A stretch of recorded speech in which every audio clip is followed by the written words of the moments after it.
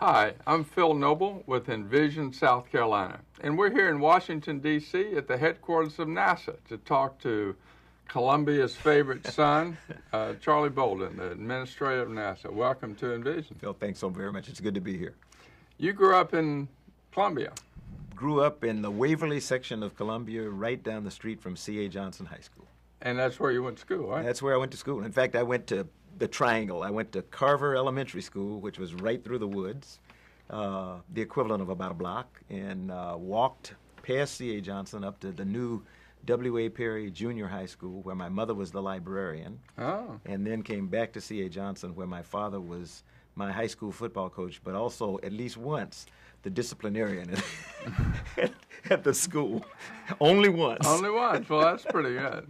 Was your family an old South Carolina family? My family was born and raised. My mother was born in Charleston, as a matter of fact, and became an orphan at the age of 8 when her mother died. And she is the only girl with 3 brothers, and she was a big Episcopalian, so she was taken care of by her aunt and uncle, who were Episcopal missionaries. So she lived in Peak, Pomeria, Jenkinsville. They did the circuit. Right. And then finally came to Columbia, and she and her brothers were raised right on Marion Street in Columbia, where the big brother, Thomas, who was at Booker T. Washington for a long time as a coach and then at the university, Uncle Buddy, as we call him, he kind of took care of him.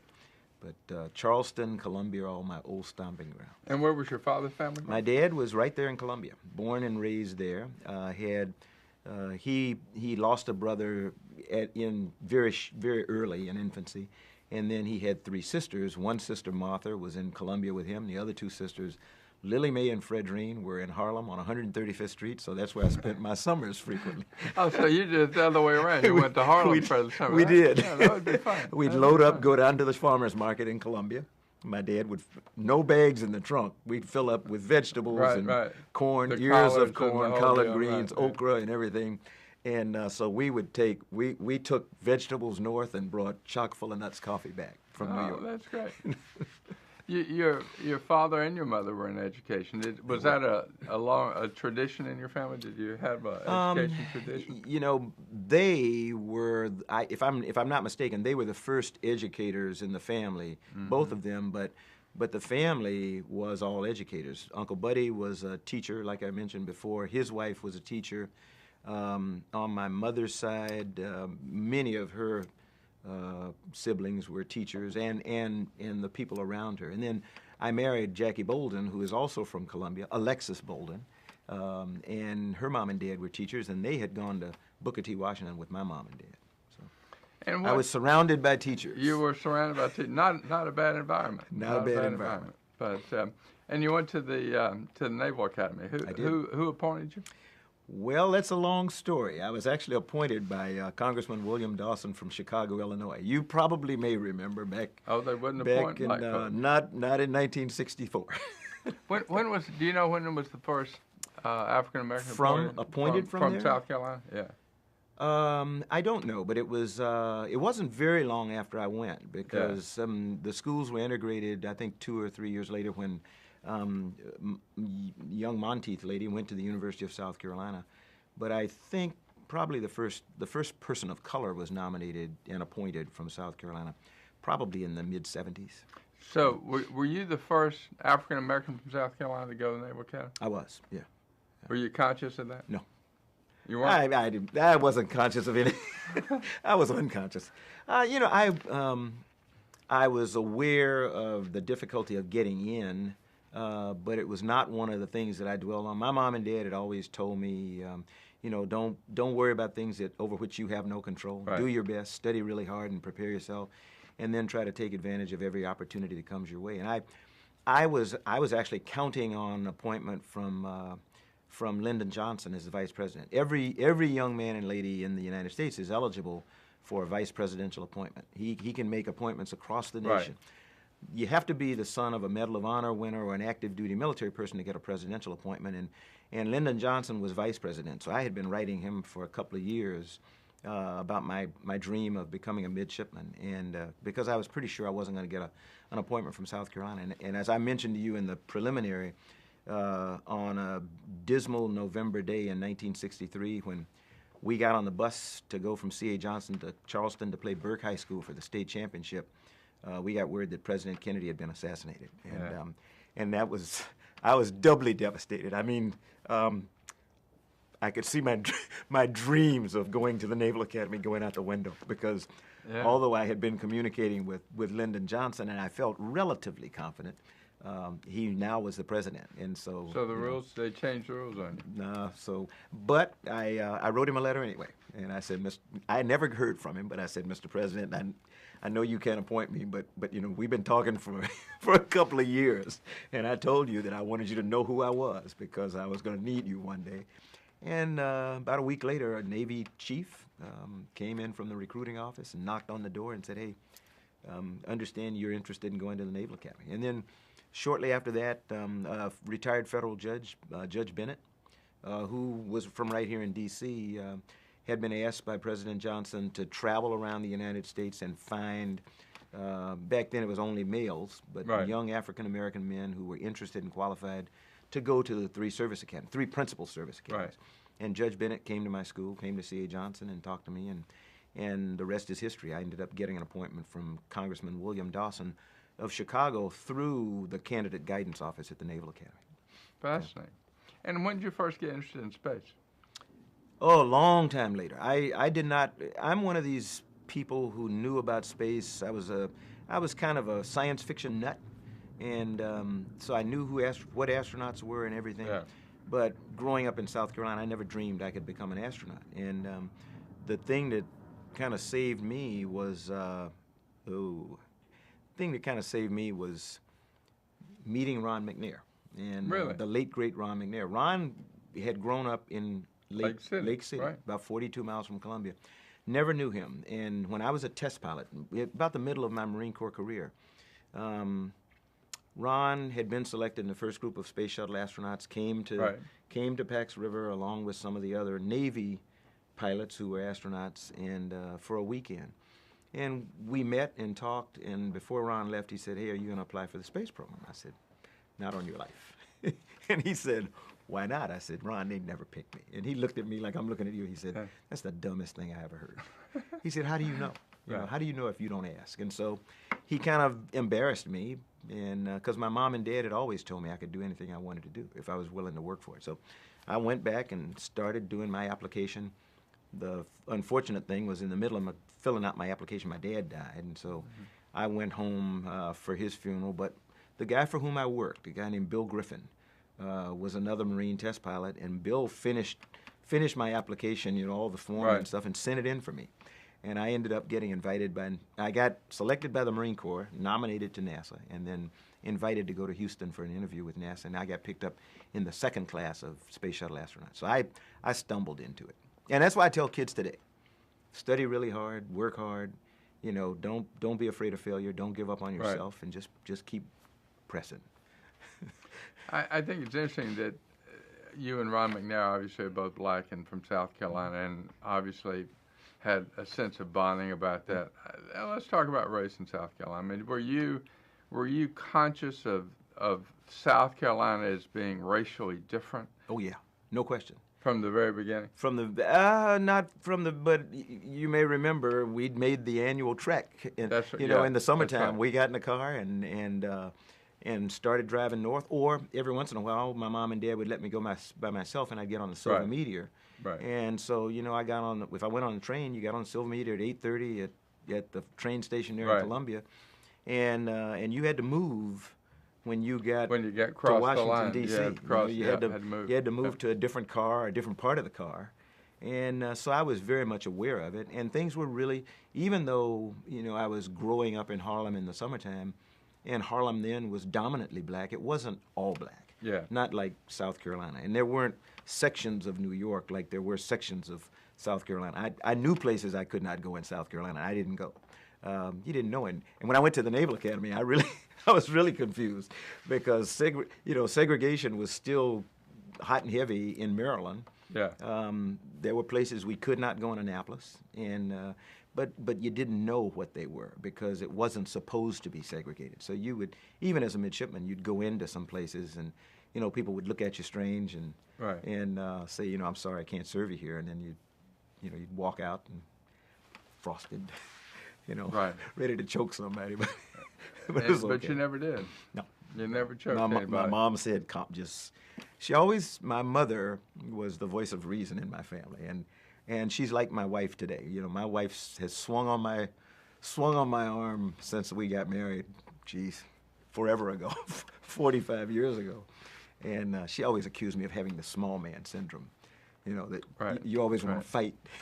Right. So, Well, talk about, South Carolina, obviously, race was and arguably still is the principal liability that we have to overcome as a state. What about the assets? Was there something about South Carolina that made it different, that enriched you or in some way? no question in my mind, and I tell people all the time, although I grew up in the segregated South, in a segregated school system where, there was different pay system for black and white teachers, just vehemently, dramatically different standards and everything. The schools were incredible. My teachers were dedicated. I couldn't do what a kid can do today. If I went in the classroom and I said something to a teacher, let me tell you, that's why I said the one time I was disciplined. I was a wise butt to my trigonometry teacher who had graduated from Johnson C. Smith, Right. the same university as my mom and dad, and I was a senior, so I was 17 years old, and she had just graduated from Johnson C. Smith, and she was adorable, and I had the student's crush, and so I was typical 17-year-old. So I wised off in class one day, and she sent me to the office, and whose duty was it that day for discipline but my dad? And back then they used the paddle. Yes, And he had a special paddle that had stars in it, so it whistled. And You heard it coming. I heard it coming, and then I felt it, and I thought it hurt so bad. And then I got home after football practice. And then I went through it again. And I went through it again. He was crushed that he had put me in a position where he had to discipline his own son in school. He never had any trouble out of me in school again. Neither did Shirley Williams or anybody else. So, but it was different back then. Yeah. We were latchkey kids. People talk about latchkey. My brother and I, he was 4 years younger than I, and so when we got home, I had the key. We went in, Right. we did our homework and stuff like that. Mrs. Owens across the street, we could see the blinds move Right. up and down because she was the guardian. And if we did anything untoward, then my mom and dad found out about it from Mrs. Owens Right. when we got home. You got it twice. So just the standards of living and everything were incredible then. Yeah. Let's talk a little bit about sort of Envision and the idea of being world-class and globally connected. A lot of people have got to see the world, but few see it from your perspective. What do you think is South Carolina's sort of assets and liabilities in trying to be world-class in this new digital age? I always go back to people that I know and that I consider to be icons from South Carolina. Governor Riley is my idol.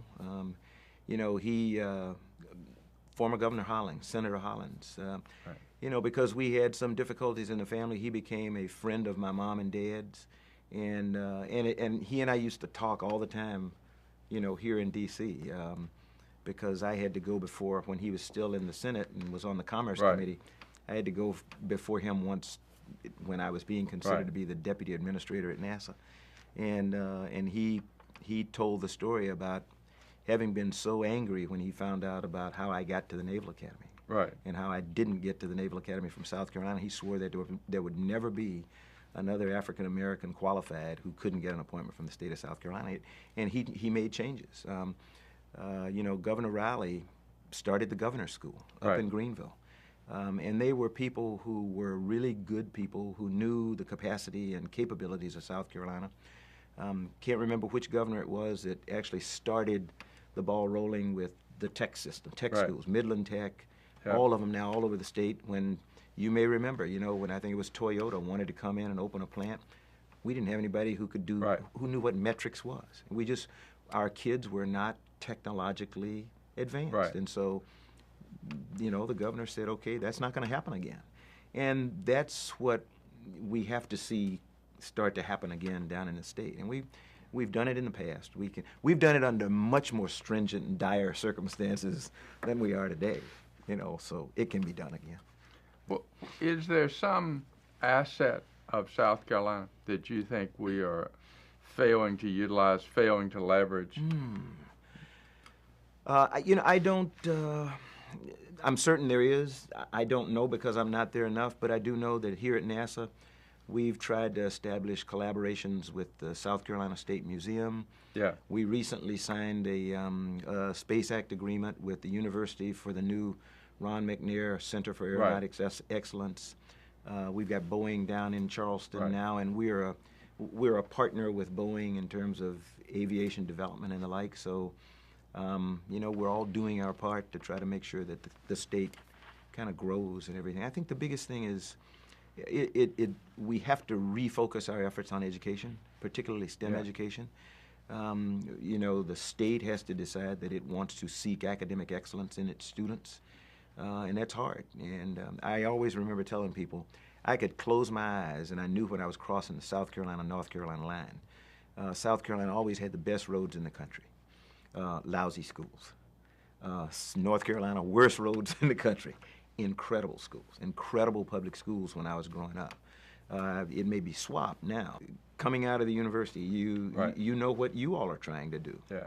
And my knowledge from Thad Bell, Raymond Bino, who's an alum of the medical college, and my cousin, who's now up in Columbia, a surgeon, they are people who really want to see the state succeed.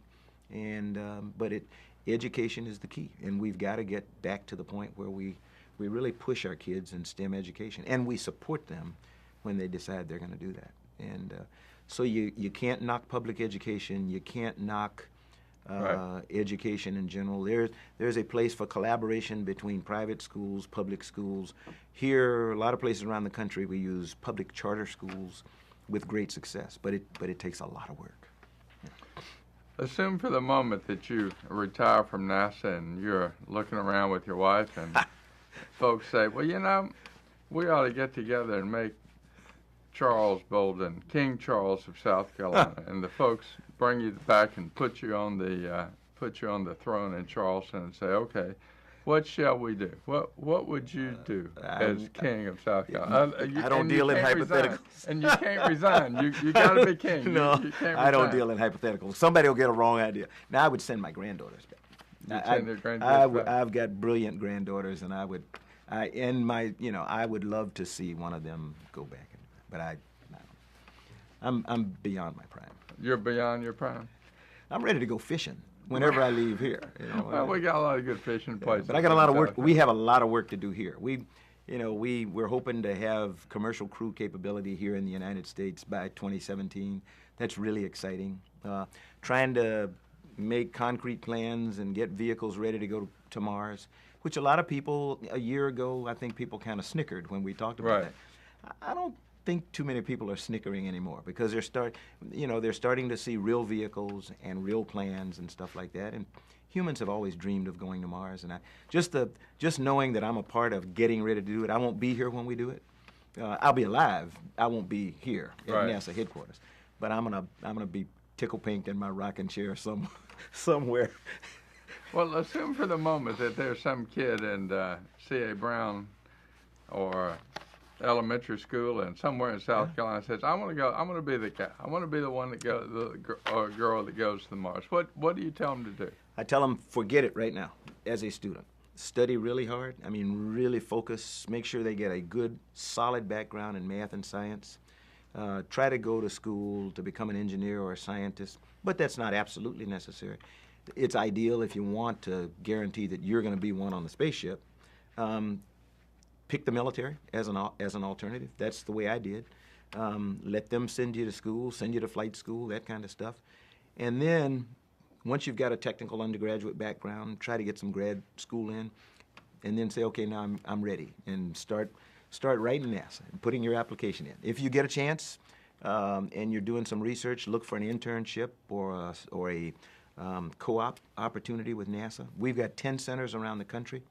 Everyone is excellent in some particular field, and a student cannot go wrong by spending a summer or a semester or a few days, with NASA. You're here in the studio. We actually take co-ops in and put them in our communications department. A kid that wants to be a journalist, they can come here and they see the best journalism in the country. They see news being made every day, but also being produced and put on television, put on, podcasts and newspapers and stuff like that. They can't do that on the outside now. In a lot of places, there are not a lot of outlets that put out news. We put out news. Right. It's space news. But, well, it's good news. Yeah, it's great news. So I would encourage them to study really, really hard. And then the final thing I tell them is don't ever be afraid of failure. Don't step back like I did and say, no, they'd never pick me, because you don't know. It's like Ron McNair told me, how do you know? How do you know? But just a final question, thinking about South Carolina and where you came from and our assets and liabilities and where we're trying to go in the globally connected world, are you optimistic that South Carolina is sort of on the right track? Are we doing the right things from your perspective, or do we still have a lot of speed we need to pick up? Well, I think everybody needs to pick up a lot of speed. But when I look at the things that I'm familiar with, when I look at because I know Boeing Company, right. When I look at them, they're excited about being in Charleston.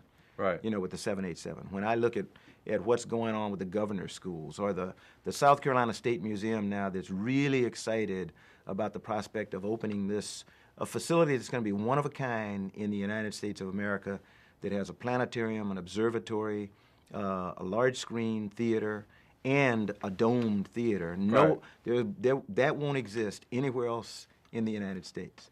That's world class. That's big stuff. That's big stuff. That's big stuff.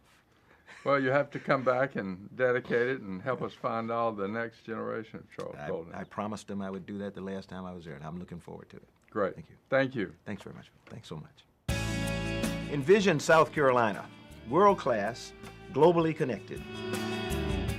The big brother, Thomas, who was at Booker T. Washington for a long time as a coach and then at the university, Uncle Buddy, as we call him, he kind of took care of him. But Charleston, Columbia are all my old stomping grounds. And where was your father's family? My dad was right there in Columbia, born and raised there.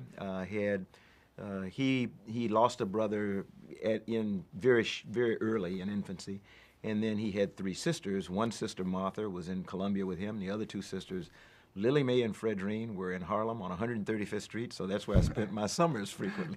Oh, so you did it the other way around. You went to Harlem for the summer. We did. Yeah, that would be fun. We'd load up, go down to the farmer's market in Columbia. My dad would, no bags in the trunk. I was my high school football coach, but also at least once the disciplinarian at the school.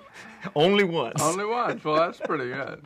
Was your family an old South Carolina family? My family was born and raised. My mother was born in Charleston, as a matter of fact, and became an orphan at the age of 8 when her mother died. And she is the only girl with 3 brothers, and she was a big Episcopalian, so she was taken care of by her aunt and uncle who were Episcopal missionaries. So she lived in Peak, Pomeria, Jenkinsville. They did the circuit. Right. And then finally came to Columbia, and she and her brothers were raised right on Marion Street in Columbia, where...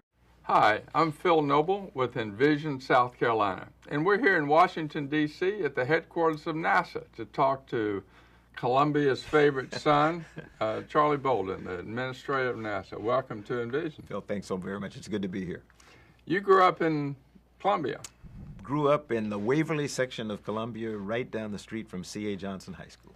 And that's where you went to school, right? That's where I went to school. In fact, I went to the Triangle. I went to Carver Elementary School, which was right through the woods, the equivalent of about a block, and walked past C.A. Johnson up to the new W.A. Perry Junior High School, where my mother was the librarian, and then came back to C.A. Johnson, where my father would fill up with vegetables and corn, the ears of corn, collard greens, right. okra, and everything. And so we took vegetables north and brought chock full of nuts coffee back from New York. Oh, that's great.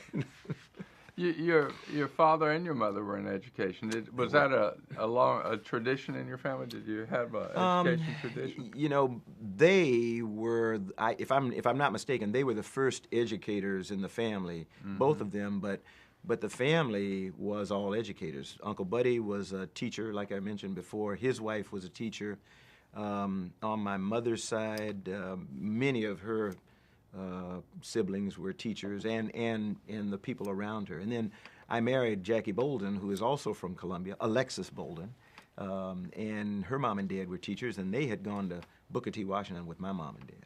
So And I was surrounded by teachers. You were surrounded by teachers. Not a bad environment. Not a bad environment. But and you went to the Naval Academy. I did. Who appointed you?